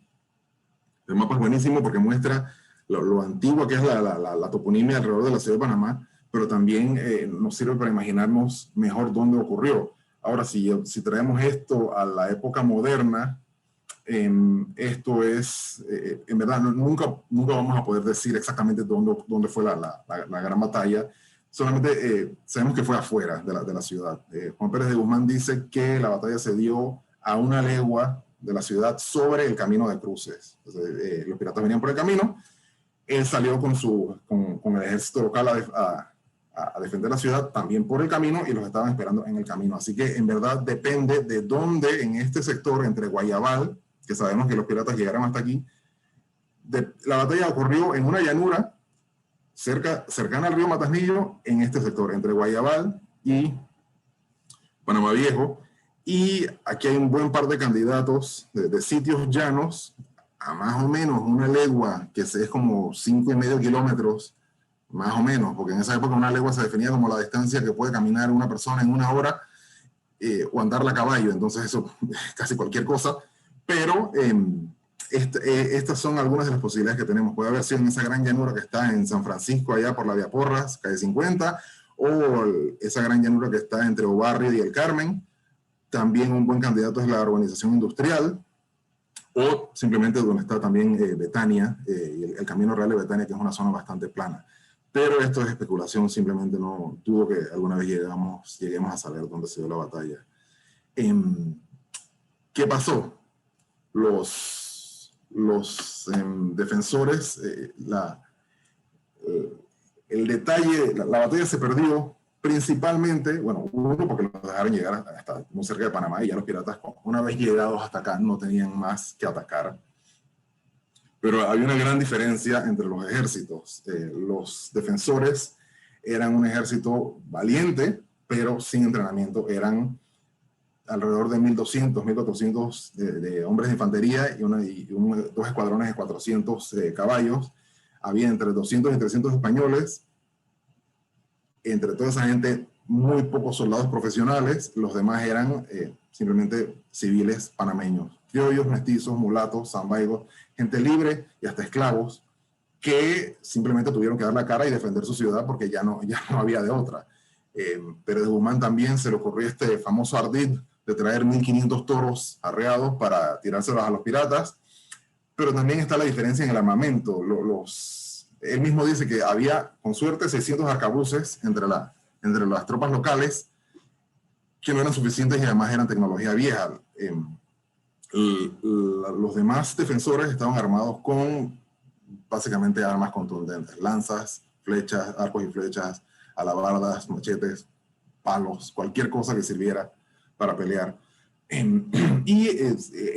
Juan Pérez de Guzmán narra cómo estaba organizado su orden de batalla en un escuadrón derecho, uno al centro y uno izquierdo, y da los nombres de los distintos comandantes. En cambio, los piratas, aunque no eran un ejército profesional, eran un ejército bastante experimentado, y llevaban entre 1.200 y 1.400 de infantería sin caballería, cosa que Pérez de Guzmán pensaba que le daba una ventaja. Y todos iban armados con mosquetes. La clave aquí eran sus mosquetes, que eran, para esa época, eran armas de fuego de un alcance mayor que los arcabuces antiguos que tenían los españoles. Entonces, los piratas se alistaron en 4 escuadrones de más o menos 300 personas, y Morgan, en las fuentes que da él habla de quién iba comandando cada escuadrón. Él iba en el centro y en el ala derecha, y en la retaguardia la venía cubriendo el coronel Bledry Morgan, que no era familia de él, pero también él narra cómo a la vanguardia, junto a Lawrence Prince y John Morris, colocaron a 200 mosqueteros franceses expertos, que son los que al final prácticamente le dieron la victoria en la batalla. Entonces aquí he reconstruido más o menos la situación de la batalla, aunque artesanalmente, para que tengan una idea más o menos de qué fue lo que pasó. Y esto es reconstruido según las fuentes, tanto inglesas como españolas. Los piratas acá al norte venían por el camino de cruces, bajando de un cerro, y ven a su mano izquierda esta colina que estaba bordeada por un pantano. Tanto Exquemelin como Pérez de Guzmán hablan del pantano, y Pérez de Guzmán puso su tropa acá abajo, a lo largo del camino de cruces, como les decía. Morgan viene bajando de este cerro, ve la colina, y enseguida piensa, yo tengo que tener el high ground, que le dicen, la tierra alta, así que se movió para allá. Y entonces, bueno, aquí tenemos una visual, parte del grabado que acompaña la publicación de Exquemelin sobre los ejércitos. Aquí los piratas y acá los defensores. Morgan se mueve a tomar la colina, y ese detalle de moverse hacia la colina le va va confundiendo a los defensores locales. La primera acción que toman los españoles es el escuadrón derecho de caballería ataca. Al grito de ¡Viva el Rey!, ataca. Según Exquemelin, tienen que cruzar este pantano, y eso dificulta su avance. Y Morgan narra cómo el escuadrón de caballería se acerca, y los mosqueteros franceses acaban con ellos prácticamente de inmediato. Y habla también de la valentía del capitán de la caballería, Francisco de Harro, que prácticamente llegó hasta las filas de mosqueteros, y ahí lo mataron, y el escuadrón de caballería ese se pierde. En ese momento, algo pasó, dice Pérez de Guzmán, él no sabe qué fue lo que pasó, que en el cuerno izquierdo de su formación, alguien empezó a gritar, avanza, avanza, que huyen. Se piensa que es que al ver a los ingleses subir a la colina, los españoles pensaban que se estaban retirando, que estaban huyendo. Y narra Pérez de Guzmán que no hubo manera de detener el avance. Por más que les dijo que pararan y que no avanzaran en desorden, él y Alcaudete y Jiménez Salvatierra, que eran los comandantes de esos escuadrones, simplemente no pudieron detener a los hombres, y al fin y al cabo por lo menos estaban avanzando hacia el enemigo. Entonces a Pérez de Guzmán no le quedó más remedio que ordenar la carga de toda la gente. A la vez se lanzaron los toros, el escuadrón de esta manada de toros, hacia la retaguardia de los piratas, intentando desordenarlos.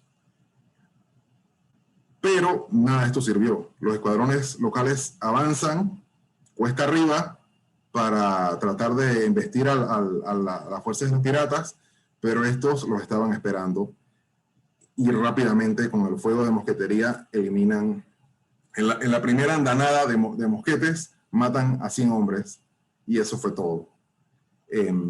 Morgan describe cómo, o Exquemelin describe cómo la orden entre su gente era estar arrodillados y tomarse turnos disparando para que el fuego fuera continuo y no dejar que se les acercaran. Entonces, con esa primera andanada murieron 100, el ejército panameño quedó, de gente que nunca había recibido un tiro en su vida, quedó prácticamente deshecho. Y lo mismo pasó con los toros atrás, que salieron, la retaguardia del ejército pirata logró ahuyentarlos con sus disparos y se fue. No funcionó la treta de los toros.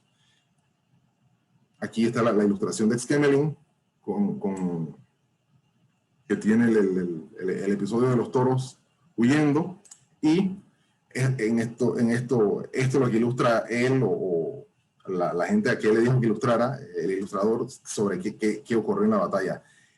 A pesar de que Pérez de Guzmán dice que eso fue todo, digamos, eso fue todo para el campeón y que ahí acabó todo el mundo salió huyendo, en verdad fue más complicado que eso, porque las fuentes narran cómo ahí estuvieron peleando 2 horas más o menos, dice Exquemelin.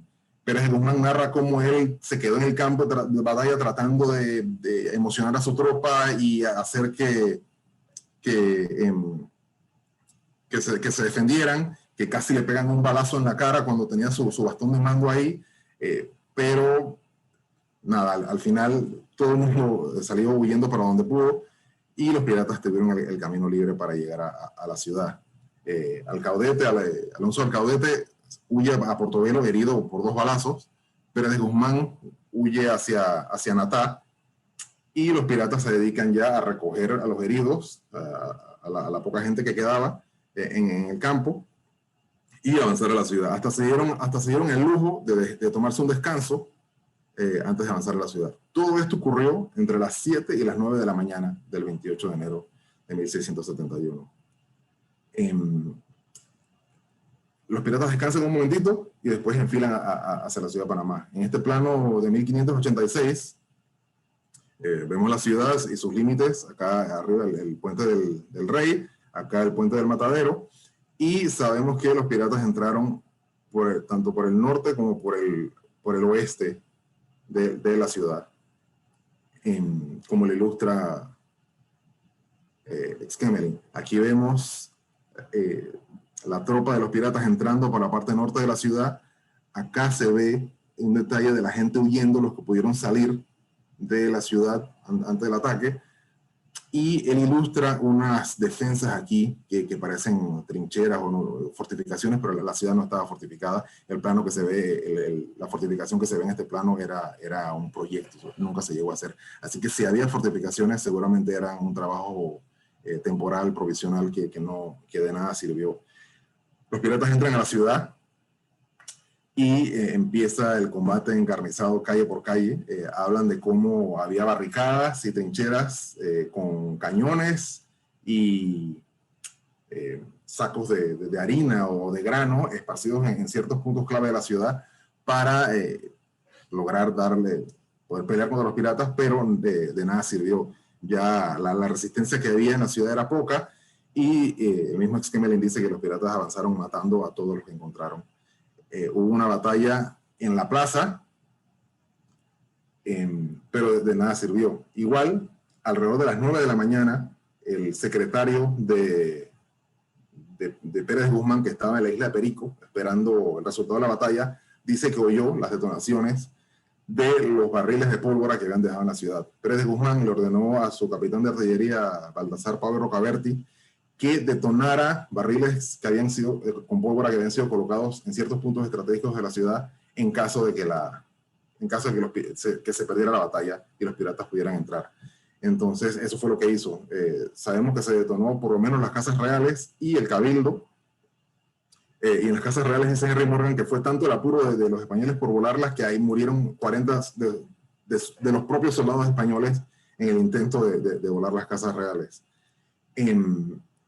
Esta es la ilustración del incendio de Panamá y la pelea que se dio en la Playa Prieta, que le llamaban, en la costa de Panamá, porque los piratas querían apoderarse de cualquier embarcación que hubiese ahí para poder seguir saqueando en el mar, en el Golfo de Panamá, en los alrededores de la ciudad. Y esta es la famosa digamos, cita de Henry Morgan, su juicio al final de cómo se consumió la famosa y antigua ciudad de Panamá, el más grande mercado para la plata y oro en todo el mundo, a sus propias manos, aunque él no la incendió. O sea, su ataque provocó el incendio, pero él no la incendió. De hecho, los piratas estuvieron desde las 3 de la tarde más o menos que tomaron control militar de la ciudad hasta las 12 de la noche intentando combatir el incendio, pero fue por gusto. En una ciudad de madera el incendio cundió por todos lados. De ese incendio, aparte de los artefactos de los que les habló el doctor Hanselman, que encontraban en San Lorenzo, de ese incendio y del ataque de Morgan es poco lo que se ha encontrado arqueológicamente, aparte de las mismas ruinas de la ciudad, ¿no?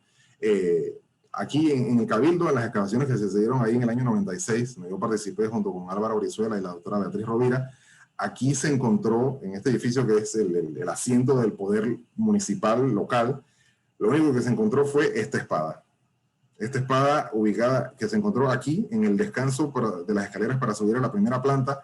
En ese descanso se encontró un gran depósito de ceniza de materiales carbonizados, y ahí adentro estaba la espada, que seguramente son evidencia del incendio de Morgan, aunque también tenemos evidencia de que no toda la ciudad se quemó, no todos los edificios se quemaron, y además después de que Morgan se fue, la gente regresó a vivir parcialmente donde pudieron, en las casas que quedaron en el pueblo.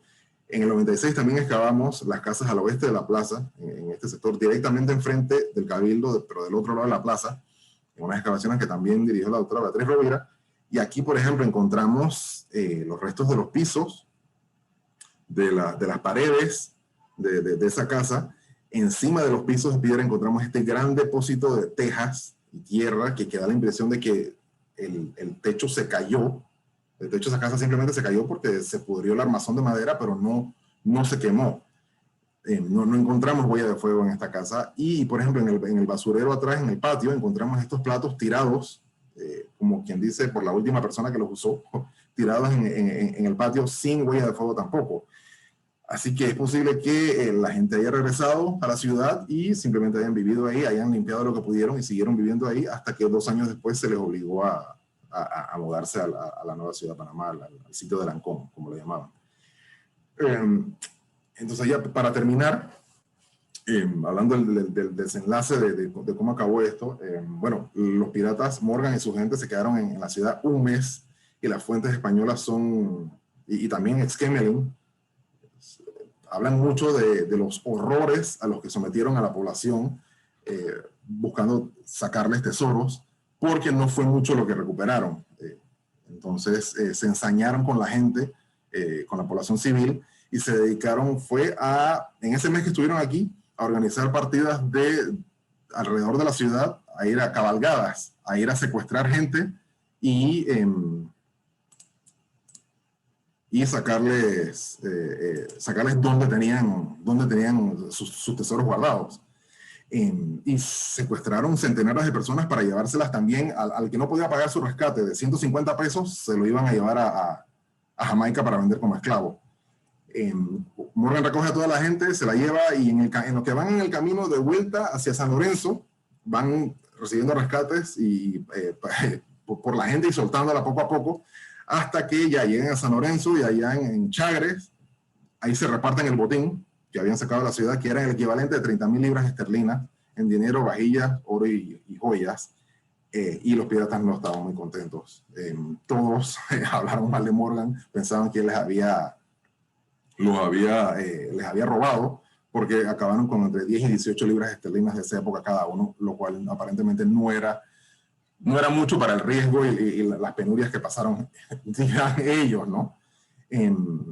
Como resultado, además, Morgan atacó Panamá.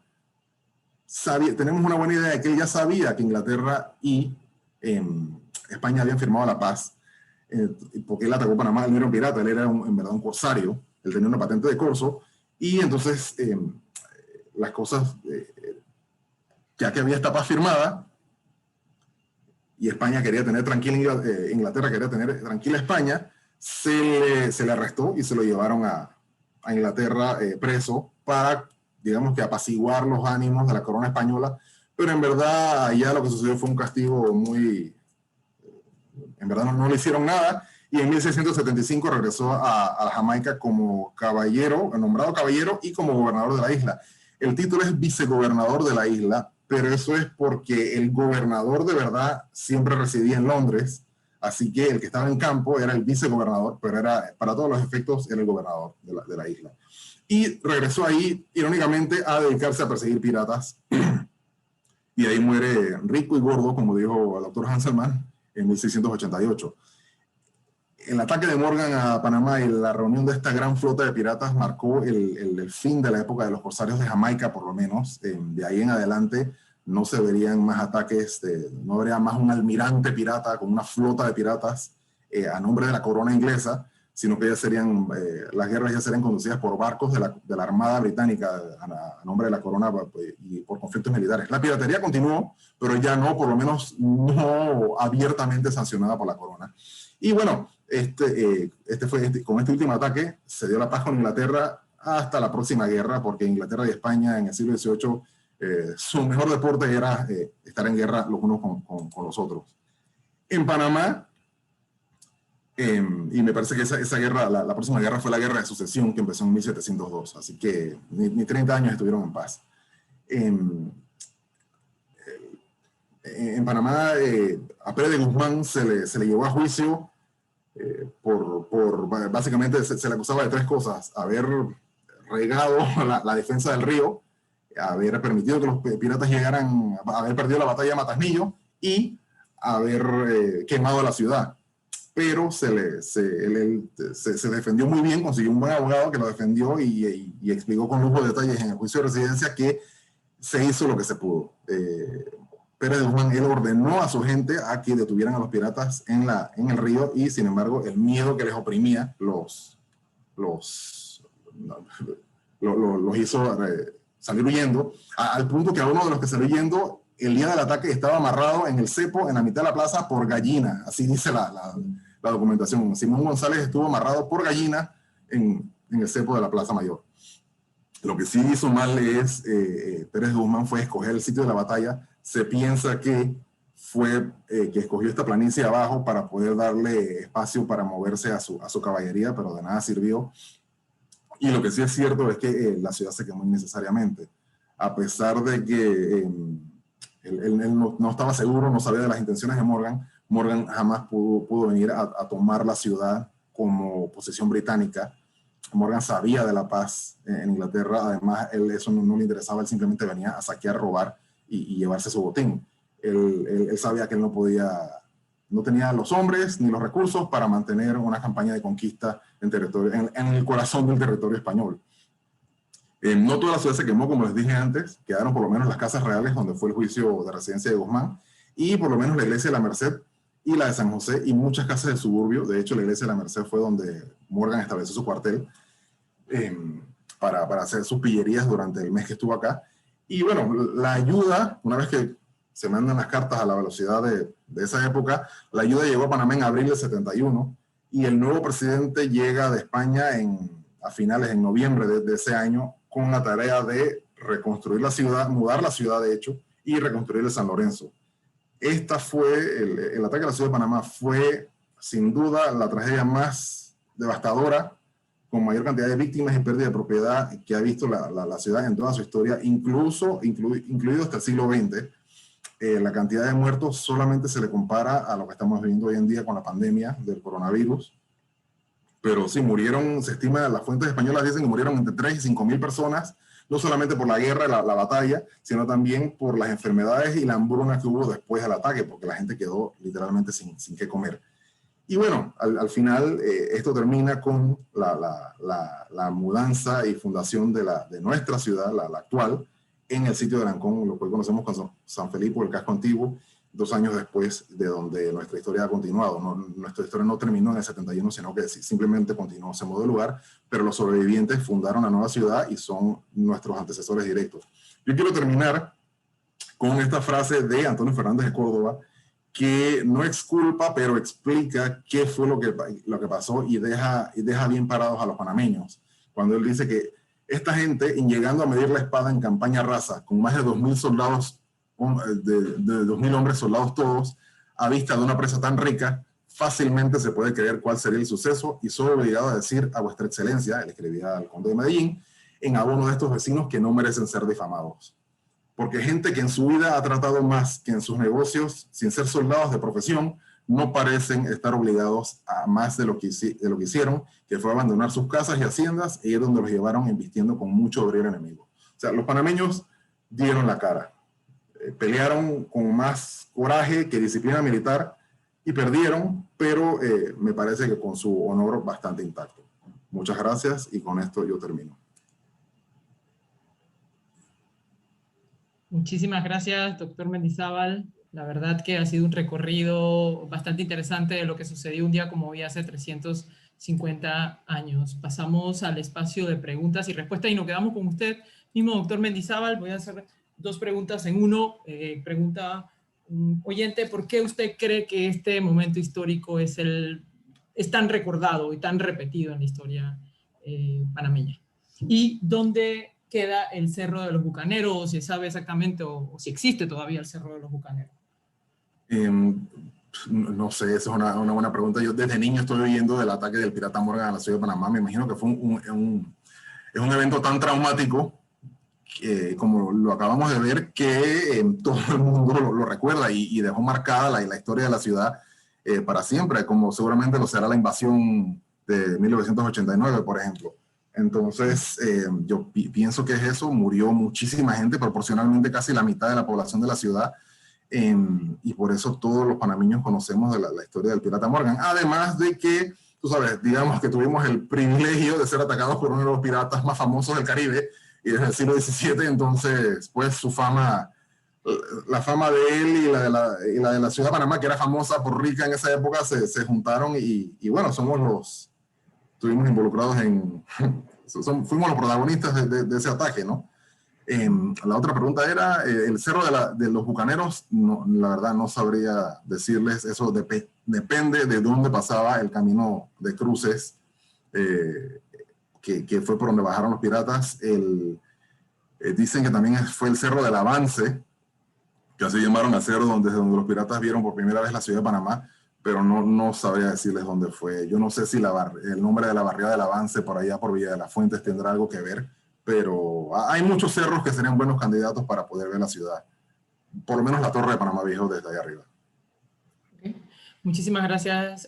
También tenemos una pregunta acerca del altar de la Merced, el altar de oro. Si, como bien señalaste, los piratas se ubicaron en el convento de las Merced. ¿Se trasladó? Eso también genera mucho mito. Quisiera algún... Sí, el cuento del altar de oro de la iglesia de San José es, lastimosamente, es una historia divertida y fabulosa, pero es una fábula, es un mito urbano. Es imposible que los piratas, estando un mes, se pusieran a buscar hasta en los pozos secos. Se dice que el fuego fue tan intenso que secó los pozos y se pudieron meter a los pozos a buscar los tesoros. Así que es imposible que no hayan visto un altar gigante de oro que pinte ahí en sus narices. Entonces, no, eso no. Ese es un mito urbano. Interesante, pero es un mito. Y la iglesia de la Merced, bueno, supuestamente la Merced sí se mudó piedra por piedra su fachada al casco antiguo porque esa quedó intacta. Esa no se destruyó en el incendio. Ok. Doctor Fritz. Por favor, los ponentes, si pueden abrir su cámara, se lo agradecería. Doctor Fritz, ¿con qué tipo de embarcaciones Morgan navegó por el Chagres? Si tienes alguna idea de qué tipo de embarcaciones eran. Es una buena pregunta y eran variados. Él tenía buques grandes. Dicen que la Satisfacción era uno de los más grandes de la flota, pero hasta tenía como barcos chicos, como de un mástil. Y entonces, de chico hasta grande tenía un poco de todo. Okay. Tomás o Fritz, ¿cómo nos podemos referir a Morgan? ¿Pirata, corsario? Pregunta Rubén, escucha varios conceptos que el imperio estuvo relacionado con su pillaje. Es un corsario, él tenía patente de corso. Yo digo que depende de cuál lado uno cae, porque el corsario para los ingleses y pirata para los españoles. Sí, sí, también. Sí. Sí, Bueno, ya al final da igual, si su ataque era legal o no, da igual, destruyó la ciudad. Y se jubiló. Okay, Y su finca era 400,000 acres. wow. Grande. José, si nos puedes ayudar con esta pregunta, ya que las rutas eran fijas, ¿había un lugar en específico donde las flotas corrieran más peligro? ¿Se concentraban los ataques en algún lugar específico? A ver, me he quedado pensando en la pregunta anterior de los piratas y los corsarios. Depende del momento, de si estamos en guerra, no estamos en guerra. Entonces son figuras que dependiendo de las circunstancias y del momento se les puede calificar de una manera o de otra y para uno, ¿sí? Entonces, bueno, ya contestaron Fritz y Tomás. Sí, normalmente, como tú sabes los lugares de paso cuáles son y las rutas son más o menos fijas, porque te lo imponen las corrientes, hay lugares que son muy susceptibles, ¿vale? El Atlántico es muy grande, sí hay lugares que son muy susceptibles de estar esperando a la flota. El canal de las Bahamas, y bueno, ahí Fritz, que se dedica a la arqueología marítima y tendrá en su cabeza mejor el mapa de ataques y naufragios y demás, las zonas más peligrosas son el canal de las Bahamas, ¿vale? Peligrosa por los piratas y peligroso también por lo complicado del camino. El canal de las Bahamas se producen también muchos asaltos a la salida de Cartagena, después de Portobelo. O sea, la bahía de Cartagena es más grande que la de Portobelo, es más salubre, es una ciudad más grande, en fin. Hay una serie de condicionantes que hacen que la flota espere a la llegada de la plata de Panamá a Portobelo en Cartagena y que a la vuelta también se vayan a Cartagena y ahí esperen, hagan la invernada, esperando que pase la época de huracanes, en fin. ¿Sí? El caso es que a la vuelta de Cartagena a La Habana también, ¿vale? Suele ser un lugar bastante propicio, ¿sí? Para esperar a la flota. Una vez de ahí, otras zonas clave es alrededor de las Azores. Durante mucho tiempo pensemos que la monarquía hispánica incluye también a Portugal y se hacen aprovisionamientos en las Azores y demás. La zona de las Azores y al regreso ya casi a la península ibérica, por la altura del Cabo de San Vicente, ahí en la esquinita de Portugal, es otra zona que suele ser bastante susceptible. Tú normalmente no te lanzas en medio del Atlántico a buscar los barcos, sino que en los sitios es como un saltador de camino. O sea, sí, cuando te atracan en un callejón oscuro y donde la cosa está más difícil, no en medio de una avenida, ¿no? Pues ahí es más o menos. Esos puntos suelen ser los más claves. Bueno, chicos, el chat se ha activado muchísimo. Preguntas interesantes, como todos los soldados de la Fuerza de Morgan fueron ingleses, Tomás. ¿Sabes si había otras nacionalidades? No, era una confederación de piratas ingleses, franceses y también había holandeses y en verdad había de todas las nacionalidades, de muchas nacionalidades ahí mezclados, pero principalmente ingleses y franceses. Y ellos hablan específicamente de los mosqueteros franceses, que eran tiradores expertos. Fritz o José, ¿cuándo se inicia la trata de esclavos? ¿Había una diferencia estructural en las embarcaciones que transportaban los materiales preciosos y los que transportaban personas esclavizadas? La pregunta es interesante. ¿Cuándo se inicia la trata de esclavos? ¿Había alguna diferencia de las estructuras, de cómo eran las embarcaciones que transportaban los metales preciosos y los que transportaban a las personas esclavizadas? ¿Cómo eran los barcos? Es una pregunta interesante, creo que se abren otros conversatorios, pero... Sí, ¿verdad? Sí. Es una buena pregunta y todo depende del espacio y el peso. Para mirarlo, eso es como se miraban o como la hipótesis es que un cuerpo humano está más grande que una barra de plata o algo así, pero pesa, depende de peso y de tamaño. Entonces hay una cierta diferencia, pero la verdad, y eso es lo que es difícil sobre la arqueología y la piratería, porque como vemos con los cañones, son franceses e ingleses, como estaba explicando el doctor Mendizábal, la tripulación tenía un poco de todo de otros países de Europa, y tratar de confirmar o identificar un naufragio de pirata es difícil, porque no es que vamos a encontrar, digamos, artillería nombrada o igual como sería algo naval, de la Armada. Se usaban lo que podían encontrar para usar. Ok. José, ¿quieres ampliar? Sí, sí, sí, te vi. Sé que Alguien con mejor español, por favor. Te vi. Por favor. No, una aclaración. Con la esclavitud nos pasa lo mismo que con la piratería.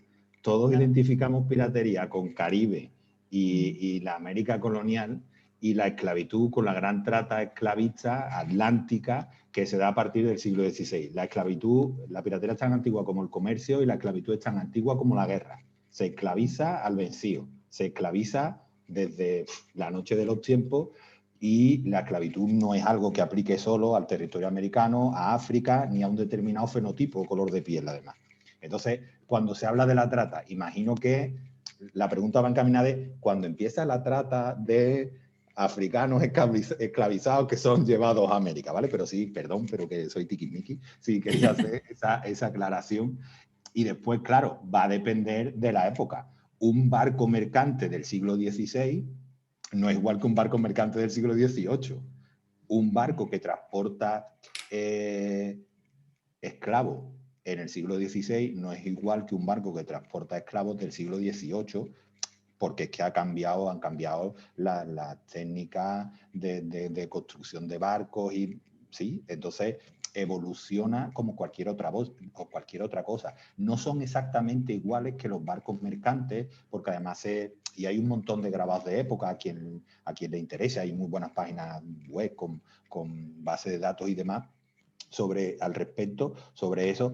Se suelen habilitar, y supongo que muchos de los oyentes, y Tomás y Fri los habrán visto también, se ponen como estantería, porque, siento decirlo así, tal cual, como baldas, y ahí van tendidos los esclavizados, porque ocupan menos sitio. Entonces se busca la manera de adecuar los barcos para que, como dice Fri, para que se puedan meter más cargamento, en este caso humanos, etcétera, etcétera. Entonces no son exactamente igual que los barcos mercantes que se dedican a cargar otras mercancías, y claro, no son iguales tampoco a lo largo de todo el tiempo. No es lo mismo un barco del 16, la arquitectura naval del 16 que del 18, por ejemplo. Son dos temas que provocan mucha pregunta, y le estoy diciendo que el chat está bastante activado. Preguntan, ¿la patente de corso era renovable? ¿Cómo se perdía? Es que además el tema, voy yo mismo, ya que empezamos. Sí, ya. El tema de los corsarios además es muy complejo, ¿vale?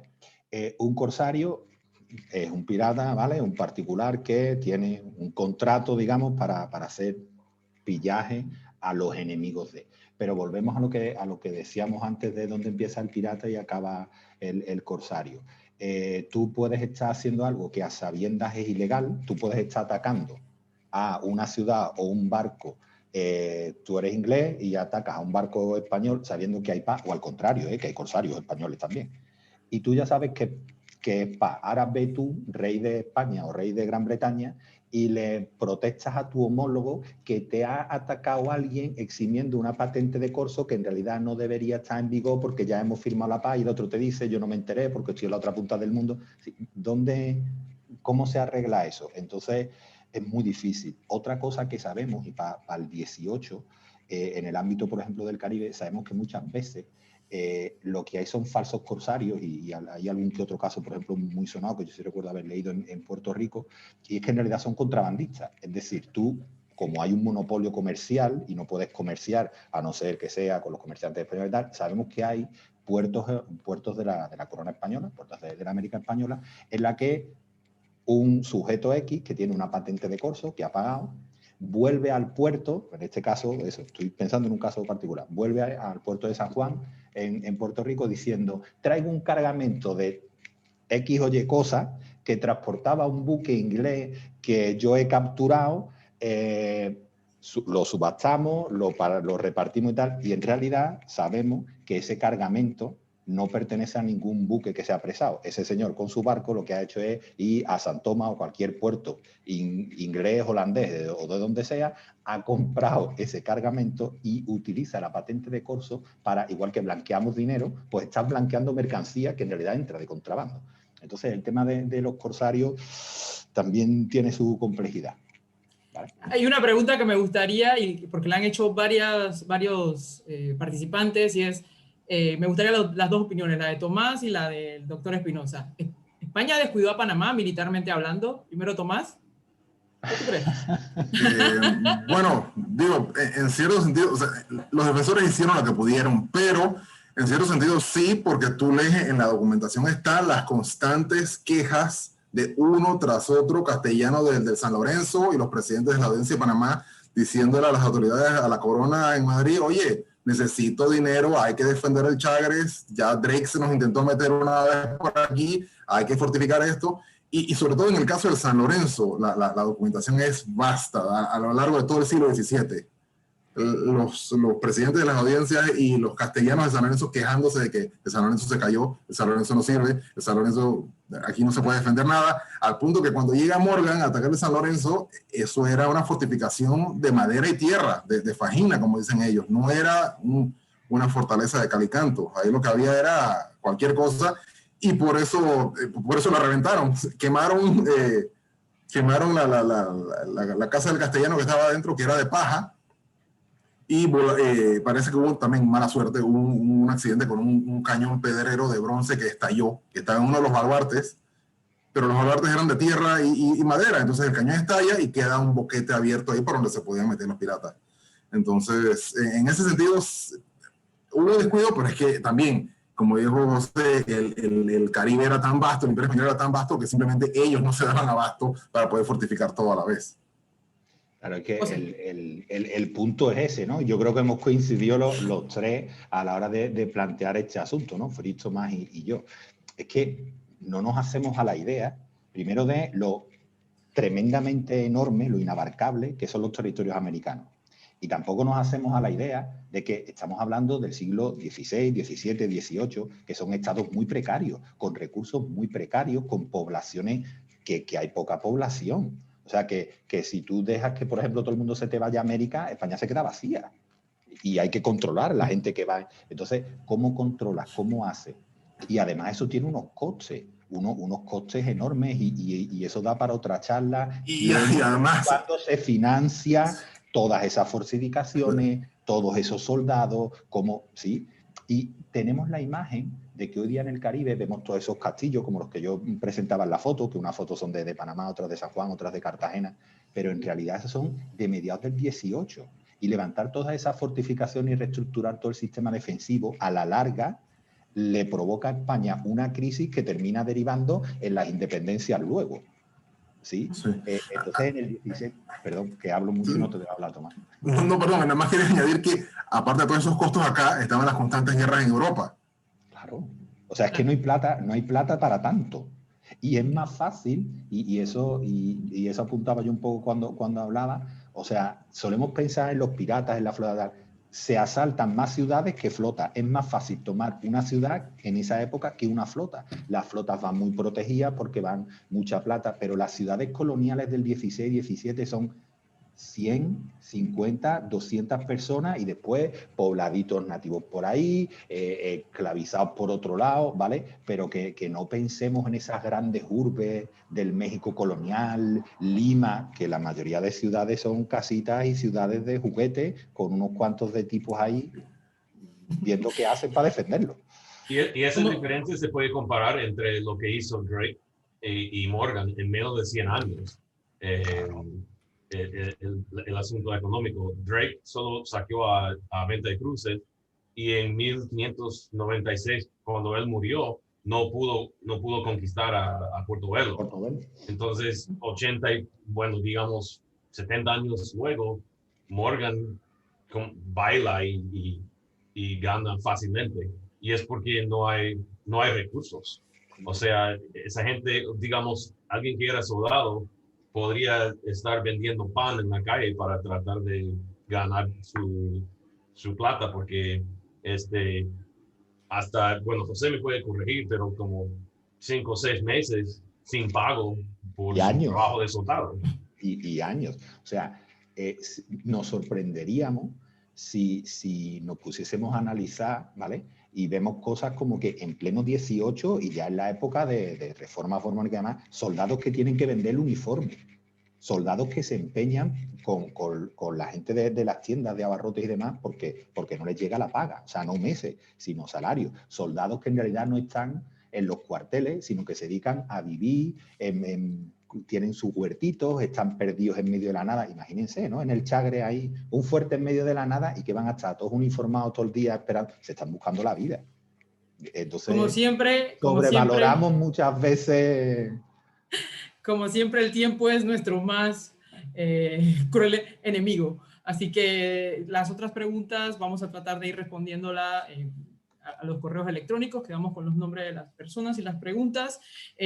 Muchísimas gracias a todos los que estuvieron participando en este conversatorio. Muchísimas gracias al doctor Mendizábal, al doctor Hanselman y al doctor Espinosa por su excelente ponencia. Felicidades de la mayoría de los participantes nos han escrito. En nombre del Patronato de Panamá Viejo y Banismo le damos las gracias a todos y a todas por su asistencia y participación. Con este conversatorio, las actividades educativas que realizamos, cumplimos con el compromiso de aportar al conocimiento de nuestra historia, ahora de manera virtual, sobre todo de Panamá Viejo, sitio patrimonial, que el Patronato de Panamá Viejo lleva más de 25 años recuperando, revalorizando y poniendo al conocimiento de todos los panameños y panameñas para su disfrute. Le invitamos a que sigan las redes sociales del sitio arqueológico Panamá Viejo y estén pendientes de nuestras próximas actividades y campañas educativas. Hemos quedado con los correos de todos los que quieren estar interesados en seguir participando en estas actividades. Tengan muy buenas tardes.